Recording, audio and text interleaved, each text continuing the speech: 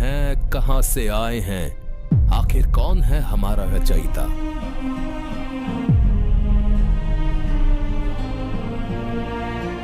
जिसने रची ये सृष्टि, कौन है वो जो है सबका पिता। आदि से अंत तक सारा भेद खुलेगा। जानिए यदि शिव है महान और काल है शैतान, तो वो एक जिसने सबको बनाया, कौन है वो भगवान। सतयुग से लेकर कलयुग तक की बात होगी, नकली धर्म गुरुओं की होगी बोलती बंद। दर्शकों, नया साल और नई नई उम्मीदें। जी हाँ, नए साल को लेकर सभी की कुछ ना कुछ नई नई उम्मीदें जरूर है, परंतु नए साल को आने से पहले ही बहुत से भविष्य वक्ताओं की भविष्यवाणियां सामने आ रही हैं। कुछ भविष्य वक्ताओं के अनुसार तो महाप्रलय के संकेत मिल रहे हैं, तो कुछ भविष्य वक्ताओं का कहना है कि नए साल की शुरुआत से ही पूरे विश्व में बड़े बड़े बदलाव होंगे, जिन्हें देखकर होगी पूरी दुनिया हैरान। तो आइए जानते हैं क्या होगा नए साल के आने के बाद, और ऐसा कौन होगा वो महापुरुष जो पूरे विश्व में आध्यात्मिक क्रांति लाएगा। आइए जानते हैं। जन्म मरण तथा अन्य कष्टों का चक्र प्राणियों पर प्रारंभ है। इस काल ब्रह्म के लोक में कोई जीव सुखी नहीं है, हाहाकार मची है। निर्धन कहता है धनवासी सुखी, धनवान कह राजा को सुख भारी, राजा कह इंद्र सुखी, इंद्र कहे सुखी है त्रिपुरारी। हम सभी जीवात्माएं अपनी गलती के कारण इस कष्ट को झेल रहे हैं। जब तक जन्म मरण है, तब तक सामान्य जीव से लेकर देवी देवता, श्री ब्रह्मा जी, श्री विष्णु जी तथा श्री शिव जी तक भी सुखी नहीं है। सबका जन्म मरण होता है। श्री देवी पुराण सचित्र मोटा टाइप केवल हिंदी गीता प्रेस गोरखपुर से प्रकाशित के 3रे स्कंध में पृष्ठ 123 पर श्री विष्णु जी स्वयं कह रहे हैं कि हमारा तो जन्म मरण होता है, हम अविनाशी नहीं हैं। वहीं हमारे पवित्र ग्रंथों में परब्रह्म अर्थात अक्षर पुरुष का भी जिक्र किया गया है, जो ब्रह्म से अधिक शक्तिशाली दूसरा भगवान है, जिनके विषय में आध्यात्मिक ज्ञान से जुड़ा प्रत्येक व्यक्ति जानना चाहता है। सवाल नंबर 1, परब्रह्म कौन है? उसके लोकों की रचना कैसे हुई? किस प्रकार से अक्षर पुरुष के 7 शंख ब्रह्मांड अस्तित्व में आए? क्या वहां भी काल लोक की तरह ही सृष्टि है? दर्शकों, हमारे पवित्र ग्रंथों में वर्णित परब्रह्म या अक्षर पुरुष दूसरा भगवान है। वह केवल 7 शंख ब्रह्मांडों का स्वामी है।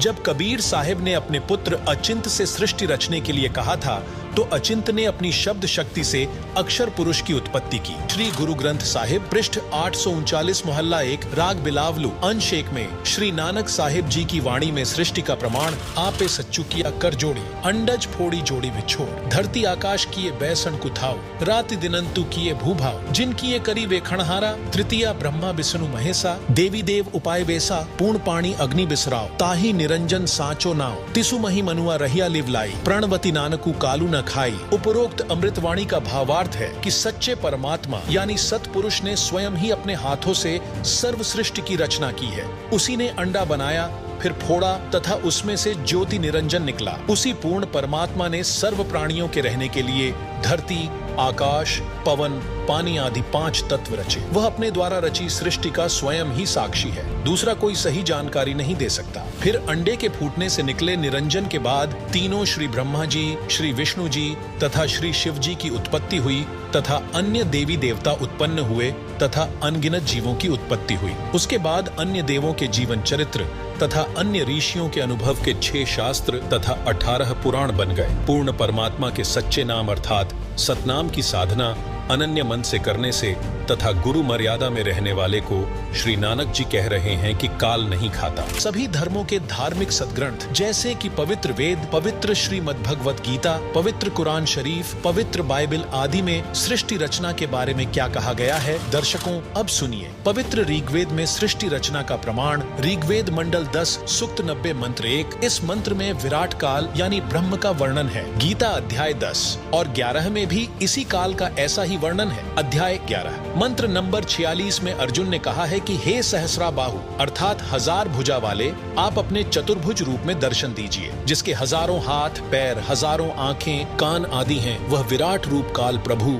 अपने अधीन सर्व प्राणियों को पूर्ण काबू करके अर्थात 20 ब्रह्मांडों को गोलाकार परिधि में रोककर स्वयं इनसे ऊपर 21वें ब्रह्मांड में बैठा है। ऋग्वेद मंडल 10 सूक्त 90 मंत्र 2। इस मंत्र में परब्रह्म यानी अक्षर पुरुष का विवरण है, जो कुछ भगवान वाले लक्षणों से युक्त है, परंतु इसकी भक्ति से भी पूर्ण मोक्ष नहीं है, इसलिए इसे संदेह युक्त मुक्तिदाता कहा है। इसे कुछ प्रभु के गुणों युक्त इसलिए कहा है कि यह काल की तरह तप्त शिला पर भून कर नहीं खाता, परंतु इस परब्रह्म के लोक में भी प्राणियों को परिश्रम करके कर्माधार पर ही फल प्राप्त होता है तथा अन्न से ही सर्व प्राणियों के शरीर विकसित होते हैं। जन्म तथा मृत्यु का समय भले ही काल यानी क्षर पुरुष से अधिक है, परंतु फिर भी उत्पत्ति प्रलय तथा 84 लाख योनियों में यातना बनी रहती है। ऋग्वेद मंडल 10 सूक्त 90 मंत्र 3। ऊपर के ऋग्वेद मंडल 10 सूक्त 90 मंत्र 2 में वर्णित अक्षर पुरुष की तो इतनी ही महिमा है तथा वह पूर्ण पुरुष कबीरदेव तो इससे भी बड़ा है, अर्थात सर्वशक्तिमान है तथा सर्व ब्रह्मांड उसी के अंश मात्र पर ठहरे हैं। इस मंत्र में 3 लोकों का वर्णन इसलिए है क्योंकि चौथा अनामी लोक अन्य रचना से पहले का है। यही 3 प्रभुओं यानी क्षर पुरुष, अक्षर पुरुष तथा इन दोनों से अन्य परम अक्षर पुरुष का विवरण श्रीमद् भगवत गीता अध्याय 15 श्लोक संख्या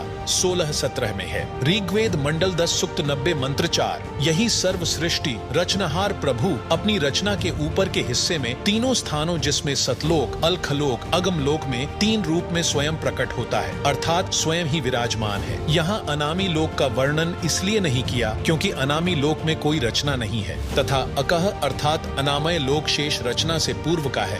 फिर कहा है कि उसी परमात्मा के सतलोक से बिछुड़कर नीचे के ब्रह्म व परब्रह्म के लोक उत्पन्न होते हैं और वह पूर्ण परमात्मा खाने वाले ब्रह्म अर्थात विराट काल शाप वश 1 लाख मानव शरीरधारी प्राणियों को खाता है तथा न खाने वाले पर ब्रह्म अर्थात अक्षर पुरुष से, जो कि प्राणियों को खाता नहीं परंतु जन्म मृत्यु कर्म दंड ज्यों का त्यों बना रहता है, इन दोनों से भी ऊपर सर्वत्र व्याप्त है, अर्थात इस पूर्ण परमात्मा की प्रभुता सर्व के ऊपर है। कबीर परमेश्वर ही कुल का मालिक है, जिसने अपनी शक्ति को सर्व के ऊपर फैलाया है। जैसे सूर्य अपने प्रकाश को सर्व के ऊपर फैलाकर प्रभावित करता है, ऐसे पूर्ण परमात्मा ने अपनी शक्ति रूपी रेंज यानी क्षमता को सर्व ब्रह्मांडों को नियंत्रित रखने के लिए छोड़ा हुआ है। जैसे मोबाइल फोन का टावर एक देशीय होते हुए अपनी शक्ति अर्थात मोबाइल फोन की रेंज यानी क्षमता चहुं ओर फैलाए रहता है, इसी प्रकार पूर्ण प्रभु ने अपनी निराकार शक्ति सर्वव्यापक की है, जिससे पूर्ण परमात्मा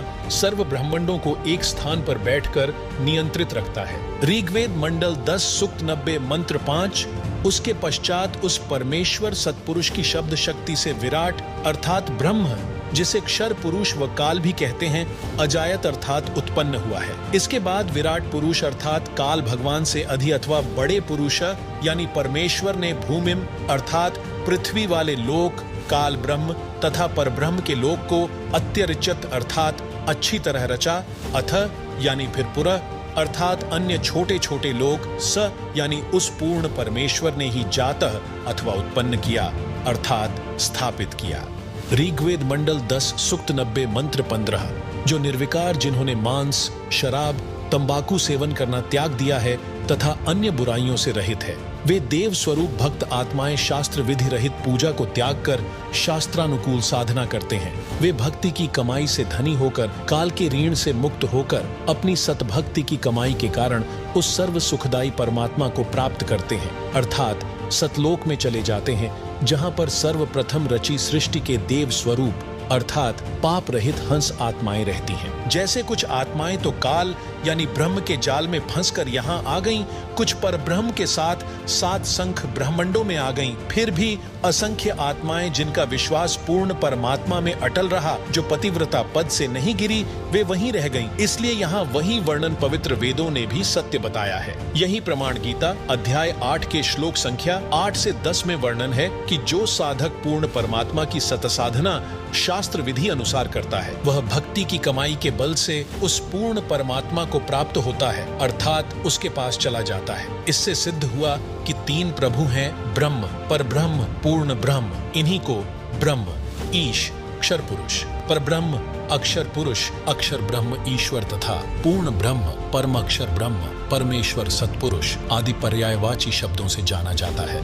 यही प्रमाण ऋग्वेद मंडल 9 सूक्त 96 मंत्र 17 से 20 में स्पष्ट है कि पूर्ण परमात्मा कबीरदेव यानी कबीर परमेश्वर शिशु रूप धारण करके प्रकट होता है तथा अपना निर्मल ज्ञान अर्थात तत्व ज्ञान कबीरगीर भी यानी कबीर वाणी के द्वारा अपने अनुयायियों को बोल बोल कर वर्णन करता है।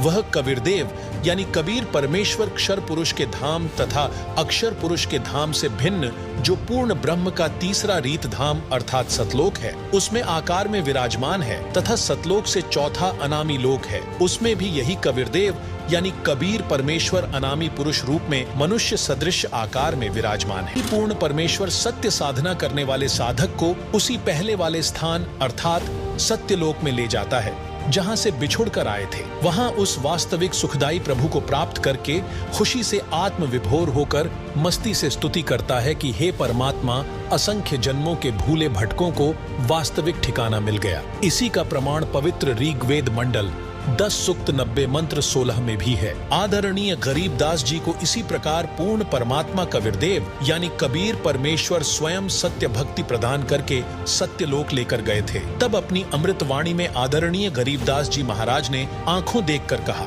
अजब नगर में ले गया हमको सतगुरु आन, झिलके बिंब अगाध गति वहाँ सोते चादर तान।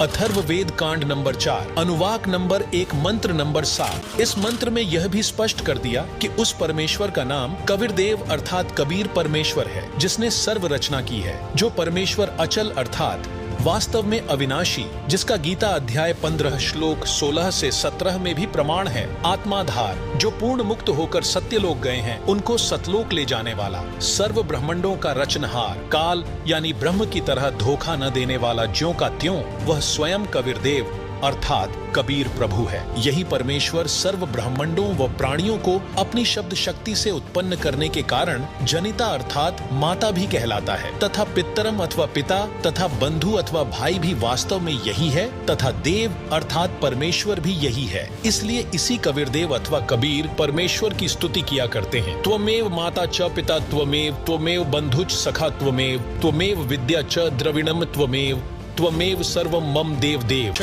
उपरोक्त प्रमाणों को देखने के बाद आप सभी को यह तो मालूम हो ही गया होगा कि सर्व ब्रह्मांडों का रचनहार परमात्मा कबीरदेव अर्थात कबीर परमेश्वर है। वहीं कबीर परमेश्वर के विषय में विस्तृत जानकारी जानने के लिए संत रामपाल जी महाराज YouTube चैनल प्रतिदिन देखें तथा बिना विलंब किए जगत गुरु तत्वदर्शी संत रामपाल जी महाराज से नाम उपदेश लेकर कबीर परमात्मा की सतभक्ति प्राप्त कीजिए, जिससे मनुष्य जीवन के मूल उद्देश्य अर्थात पूर्ण मोक्ष यानी जन्म मृत्यु से सदा के लिए मुक्ति मिल सके।